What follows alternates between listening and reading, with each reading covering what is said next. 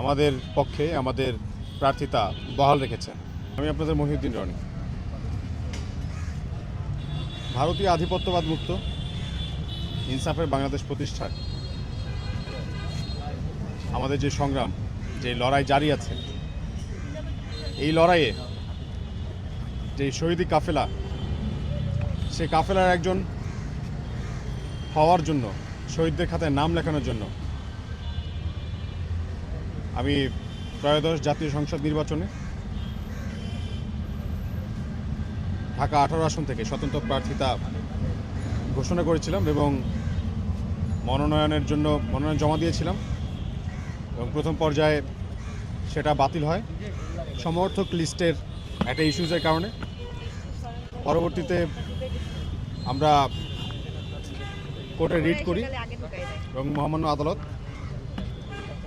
সেই সকল ইস্যুজ তাদের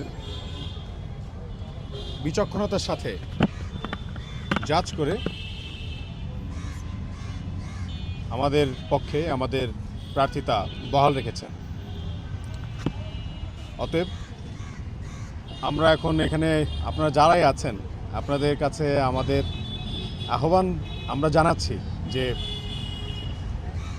আমরা এখানে প্রত্যেকে আমাদের মহান বিপ্লবী নেতা শহীদ ওসমান হাদির সহ সকল শহীদের হত্যার বিচার সহ বাংলাদেশের আপামর জনতার জানমাল নিশ্চিতের লক্ষ্যে এবং তার জন্য যা যা করণীয় সেই নীতি নির্ধারণের জন্য আমরা তরুণদের পক্ষ থেকে তরুণদের হয়ে, জনতার পক্ষ থেকে জনতার হয়ে আমরা হাদি ভাইকে নিয়ে, তার আদর্শকে নিয়ে আমরা সংসদে যাওয়ার জন্য প্রস্তুতি নিচ্ছি।